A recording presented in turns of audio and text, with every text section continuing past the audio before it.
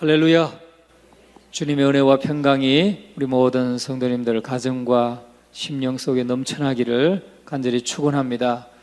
오늘 이 말씀을 가지고 하나님의 도움으로 구출된 베드로란 제목으로 함께 말씀을 나누고자 합니다.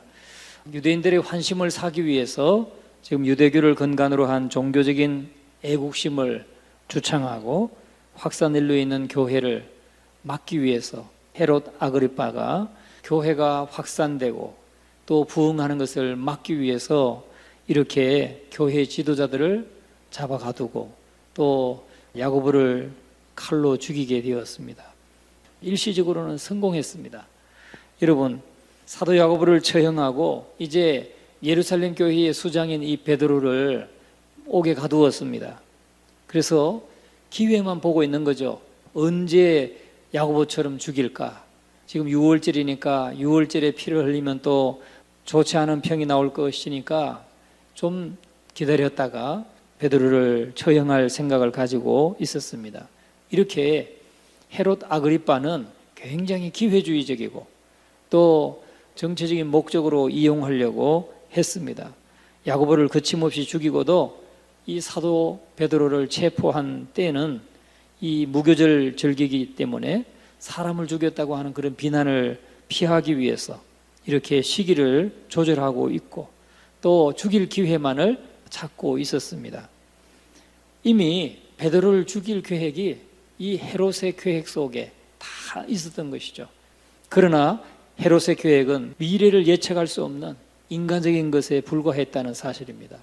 오늘날도 마찬가지입니다. 하나님의 교회가 계속해서 어떤 자기들의 장애물이 되고 하니까 교회를 활동하지 못하도록 하기 위해서 마귀는 그 일을 하고 있는 것이죠. 박해를 하고 핍박을 하는 것입니다.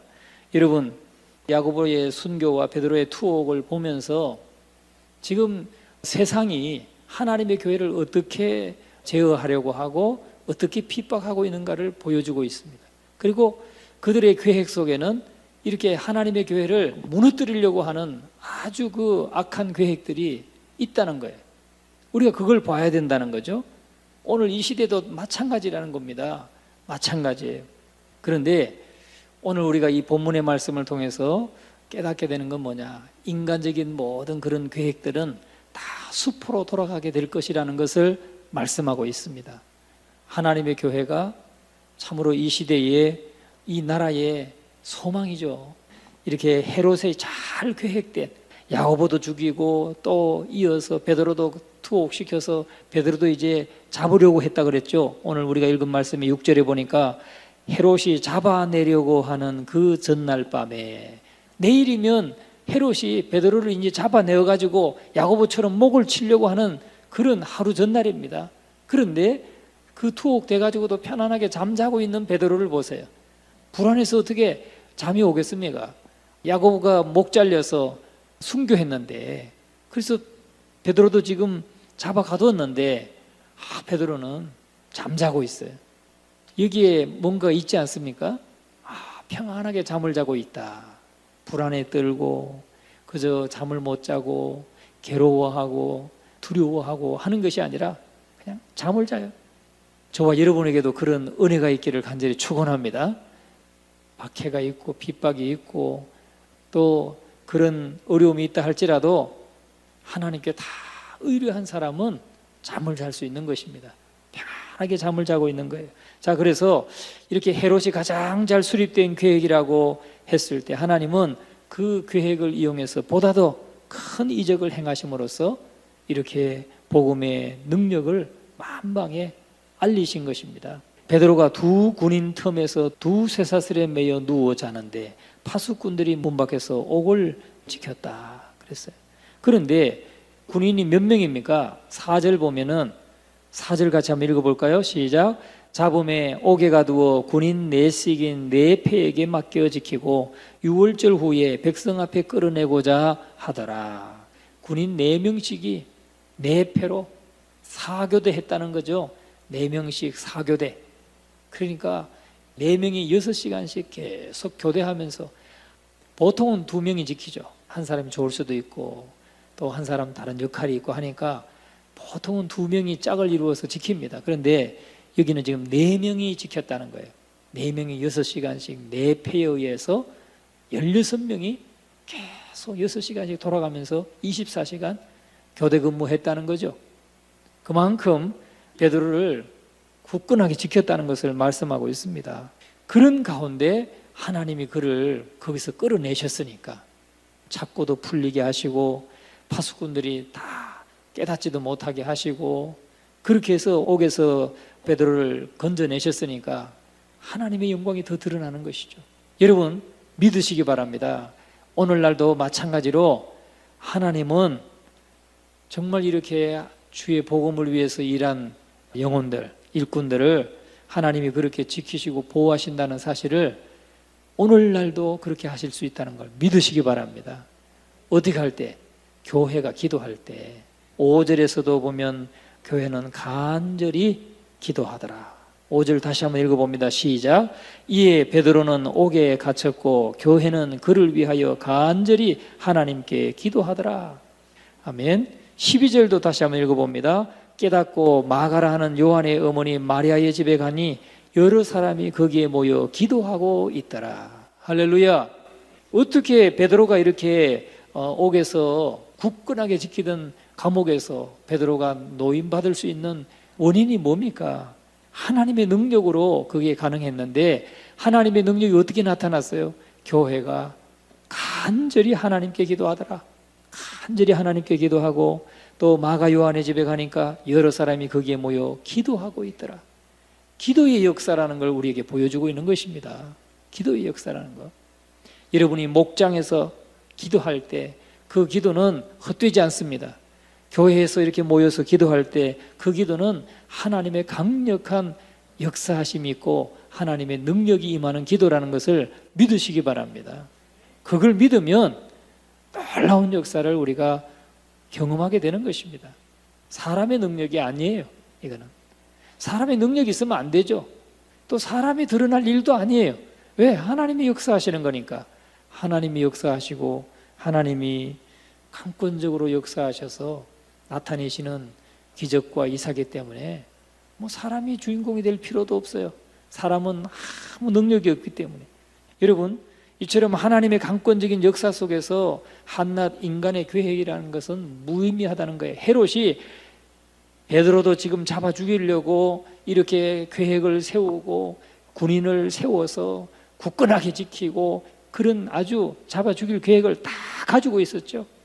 그러나 그런 계획이 하나님의 강권적인 역사 앞에는 무의미하다는 겁니다. 무의미하다는 거예요. 오히려 하나님은 이러한 인간적인 계획 위에 복음이 더욱 맹렬한 위세를 떨치도록 역사하신 것입니다. 그런 가운데서 하나님이 건져내셨으니까 얼마나 하나님의 영광이 드러나겠습니까? 그래서 우리가 이 본문의 말씀을 보면 첫째는 인간의 계획은 숲으로 돌아갈 수밖에 없다 하는 것입니다. 인간의 계획은 숲으로 돌아갈 수밖에 없어요. 여러분 베드로가 전에 대제사장과 사두개인들의 시기를 받아서 옥에 갇혔지만은 하나님의 권능으로 풀려난 적이 있었죠. 그것을 사도행전 5장 19절에 우리가 볼 수가 있습니다. 그러한 일이 있었기 때문에 아마 헤롯 아그리빠가 군사 4명에다가 4패를 만들어서 그렇게 굳건하게 교대로 지키게 했던 것인 것을 우리가 추측해 볼 수가 있습니다. 아마 헤롯은 그렇게 해놓고 자신의 계획에 만족했겠죠. 그래 이번에는 못 꺼내갈 거야. 그래 한번 해봐라. 내가 24시간 내가 지킨다.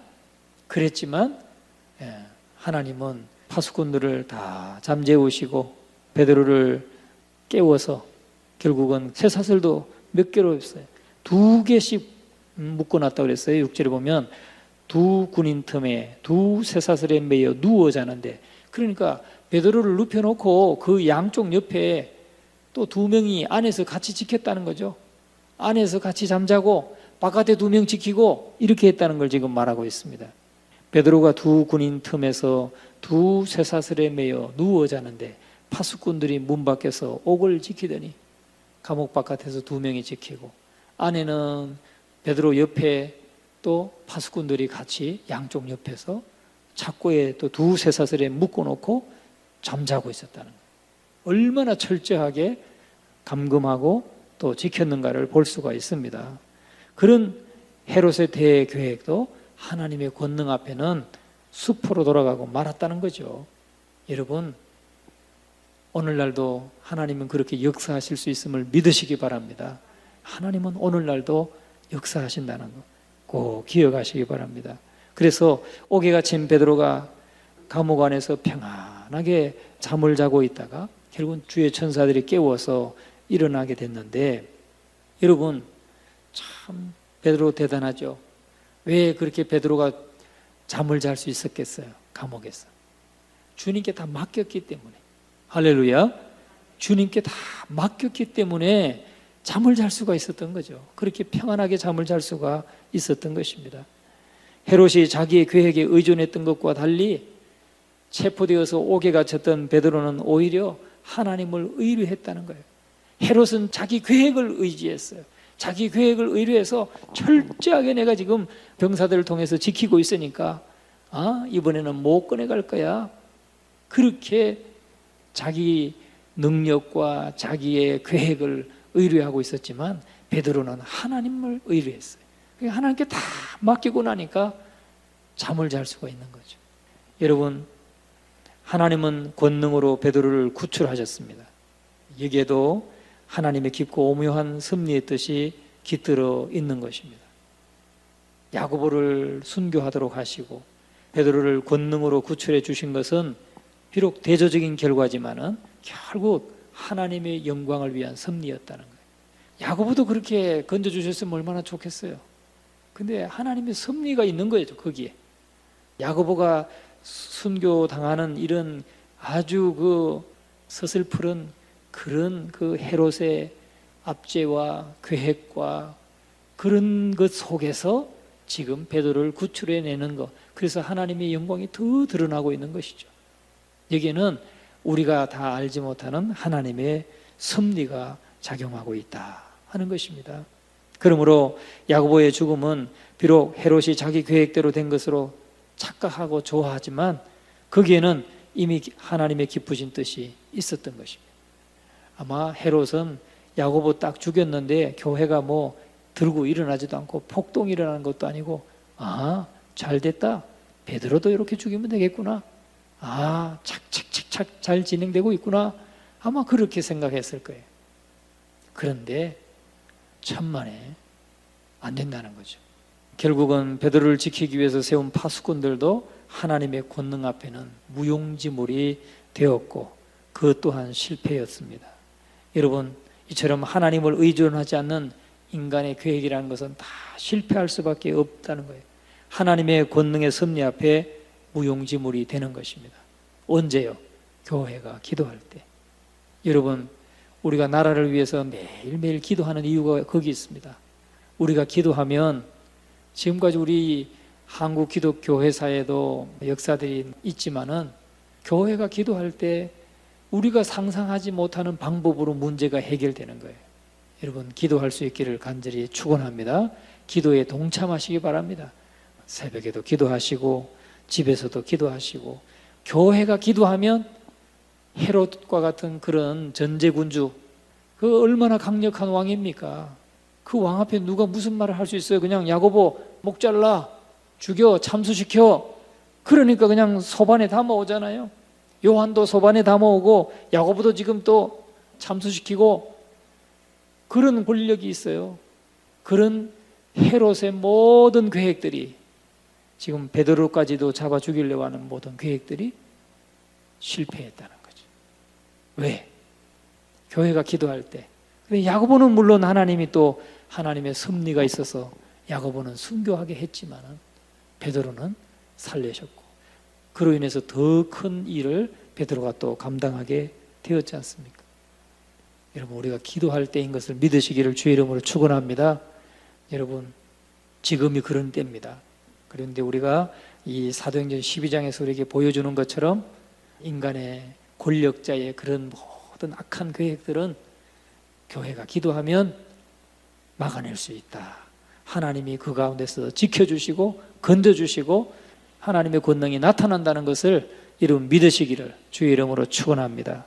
그럼에도 불구하고 베드로는 옥에서 집으로 나오게 되죠. 천사가 안내해서 우리 10절, 11절 같이 한번 읽어봅니다. 이에 첫째와 둘째 파수를 지나 시내로 통한 쇠문에 이르니 문이 저절로 열리는지라. 나와서 한 거리를 지나매 천사가 곧 떠나더라. 이에 베드로가 정신이 들어 이르되 내가 이제서 참으로 주께서 그의 천사를 보내어 나를 헤롯의 손과 유대 백성의 모든 기대에서 벗어나게 하신 줄 알겠노라 하여. 알겠노라. 참, 아니 굉장히 우리가 믿을 수 없는 일이죠. 믿을 수 없는 그런 사건 아닙니까? 문이 막 쇠문이 저절로 열리고 첫째 파수꾼도 그냥 무사 통과하고. 여러분, 이런 역사는 하나님이 필요하면 지금도 일으키신다는 사실을 믿으시기 바랍니다. 제가 들으니까 요즘에는 남미, 아르헨티나, 칠레, 또 브라질, 아마존 이런 데 지금 복음의 역사가 막 일어납니다. 복음의 역사가. 거기는 예배 한번 드리면 4시간, 5시간 예배 드린대. 찬양하는 시간만 막 3시간, 4시간 찬양을 해. 그래도 막 불이 꺼지지 않아요. 사람들이 돌아갈 생각을 안 해요. 얼마나 은혜가 충만한지. 근데 그런 데는 하나님이 그런 역사들이 일어난다는 거예요. 제가 어떤 선교사님한테 들었어요. 선교사님한테. 그 아마존에 밀림의 선교를 가셨는데 거기는 폭우로 인해 가지고 나무로 하여튼 이렇게 건너가는 다리를 만들어 놨었는데 그 폭우로 인해서 거기다 유실됐다는 거예요. 동네 안에 갇혀 있는 사람들은 그 다리가 유실됐으니까 밖으로 도망갈 수도 없고 그 안에서 이제 뭐 나무 붙들고 이렇게 살 수밖에 없고 또 좀 뭐 잠기지 않은 곳에서 다 대피하고 이렇게 했는데 선교사가 들어왔다는 거예요. 선교사가. 그래서 동네 분들이 그랬대요. 아니 당신은 어떻게 들어왔습니까? 여기 다리가 없어졌는데. 그랬더니 선교사님이 저 다리 위로 걸어왔는데요. 그랬다는 거예요. 지금도 그런 역사가 일어난다는 걸 제가 간증하는 걸 제가 들었어요. 여러분, 또 중국의 뭐 하늘에 속한 사람이란 책을 쓴 윈 형제라고 있죠. 윈 형제. 우리가 그걸 보면은 이건 말도 안 되는 그런 소리를 하는 것 같아요. 막 3m 되는 그 감옥의 담장을 넘었다는 얘기를 그런 걸 쓰고 있어요. 또 막 이적과 기사가 막 나타났다는 그 간증을 써놨어요. 그래서 그게 좀 과장된 거 아니냐, 또 거짓말 아니냐, 뭐 많은 비판이 있었어요. 그런데 중국 선교사님 교육받다가 같이 물어봤어요. 그런데 그거 진짜라는 거죠. 하나님은 지금도 그런 역사를 일으키신다. 복음이 필요할 때 그런 역사를 일으키신다는 사실을 여러분 기억하시기를 주의 이름으로 축원합니다. 여러분, 그런데 중요한 건 뭐냐면 이 교회가 기도하고 있었고 마가 요한의 집에 이제 정신 차리고 베드로도 가보니까 모여서 기도하고 있는데 문을 두드립니다. 그러니까 로데라고 하는 여자아이가 나와가지고 맞이했더니 보니까 베드로예요. 그러니까 너무 반가워가지고 문 따줄 생각은 안 하고 뛰어들어가서 베드로가 왔다고 하니까 사람들이 미쳤다고 그랬어요. 같이 기도하던 사람이 미쳤다고 그랬어요. 자, 그럼 여기서 뭘 알 수가 있습니까? 자, 로데라고 하는 여자아이는 우리가 이렇게 기도하면 베드로가 나오게 될 것이라고 하는 그 믿음을 가지고 기도한 것을 볼 수 있어요.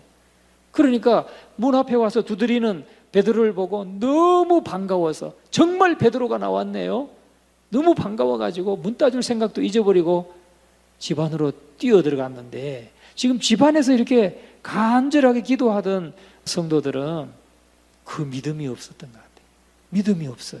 말씀해 보니까 15절 같이 한번 읽어봅니다. 15절 그들이 말하되 네가 미쳤다 하나 여자아이는 힘써 말하되 참말이라 하니 그들이 말하되 그러면 그의 천사라 하더라. 아니 자기들이 지금 베드로를 위해서 기도했을 거 아니에요. 베드로를 위해서 기도했는데 베드로가 정말 나오고 나니까 그걸 믿지 못했단 말이죠. 야, 네가 지금 그의 천사를 보고 있는 걸 거야. 네가 미쳤구나. 어떻게 베드로가 나오니? 그 감옥에 그렇게 철저하게 우리가 갇힌 걸 우리가 봤는데 어떻게 나오니? 그렇게 하고 있는 걸 볼 수가 있습니다. 여러분, 하지만 하나님은 이들의 작은 믿음에도 응답하셨다는 것. 그렇게 믿지 못하는 작은 믿음에도 응답하셨다는 것 우리가 믿으시기를 주의 이름으로 축원합니다. 그래서 하나님은 예루살렘 교인들의 작은 믿음을 더욱 큰 믿음으로 성장시키셨고 환난 중에 있는 교회를 위로하셨습니다. 작은 믿음을 성장시키기 위해서 하나님은 그를 사용하셨어요. 응답해 주셨어요. 여러분, 우리 교회에 이렇게 또 건강으로 인해서 고난 중에 있는 성도들이 여러분 계시는데 다 우리에게 기도하라고 주시는 제목인 줄 믿으시기 바랍니다. 기도하셔요. 같이 기도하고. 그러면 우리 믿음이 성장하는 거예요.